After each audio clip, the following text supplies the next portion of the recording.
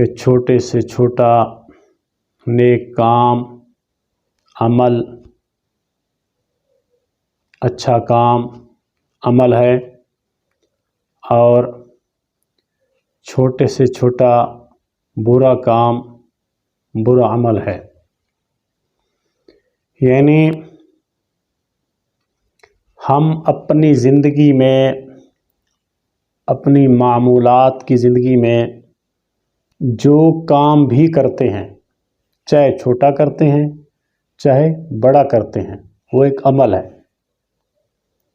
یعنی چھوٹا عمل اچھا ہے تو وہ بھی قیامت کے دن سامنے آئے گا، اور چھوٹا عمل جو برا ہے وہ تو ویسے ہی وبال ہے، برائی وبال ہے، وہ بھی سامنے آئے گا۔ تو ہمارے نبی اکرم صلی اللہ علیہ وآلہ وسلم نے ارشاد فرمایا کہ تمہارا بولنا بھی ایک عمل ہے، اس لیے ایسی باتیں کرو جو خداوند متعال کے قریب ہوں، اس لیے فائدہ مند بات کے سوا کچھ نہ بولو۔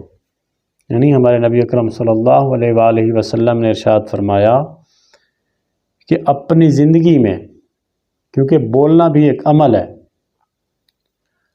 اور ایسا بولو جو اللہ تبارک و تعالیٰ کی رضامندی کے مطابق ہو۔ اللہ کی مخلوق کو راضی کرتے کرتے خالق کو ناراض نہیں کرنا چاہیے۔ گفتگو کے دوران اللہ کی مخلوق کو راضی کرنے کے لیے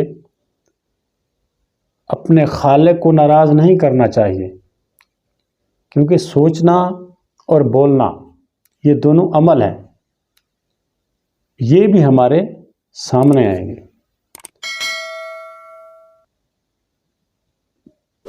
تو ہمیں اپنی معمولات کی زندگی میں ہر کام کرنے سے پہلے سوچنا چاہیے کہ آیا جو میں کام کر رہا ہوں، کیا اس میں میرا خالق، میرا مالک، میرا رازق، جو مجھے روزانہ ایک نئی زندگی عطا کرتا ہے، وہ راضی ہے یا نہیں؟ جو بغیر مانگے ہمیں رزق عطا کرتا ہے، ہمیں زندگی عطا کرتا ہے، کیا وہ راضی ہے؟ اگر اللہ تبارک و تعالیٰ کی ذات راضی نہیں ہے اور ہم وہ عمل کرتے ہیں تو وہ گناہ ہے، وہ برا عمل ہے، وہ قیامت کے دن ہمارے لیے وبال بن جائے گا۔ تو ہمیں چاہیے کہ صبح بیدار ہونے سے لے کر دوبارہ رات کے آنے تک، اس درمیانی عرصہ میں ہم جو کام بھی کریں، چھوٹا کریں یا بڑا کریں، چھوٹے سے چھوٹا کام ہے بولنا، سوچنا، اپنی سوچیں پاک رکھیں اور اچھا بولیں، کسی کی توہین نہ کریں، غیبت نہ کریں، غلط الزام نہ لگائیں، جھوٹا الزام نہ لگائیں، تہمت نہ لگائیں، جھوٹی گواہی نہ دیں۔ یعنی سب سے زیادہ انسان زبان کے ذریعے گناہ کرتا ہے، اور زبان سے کیے گئے گناہان کبیرہ میں سے ہیں۔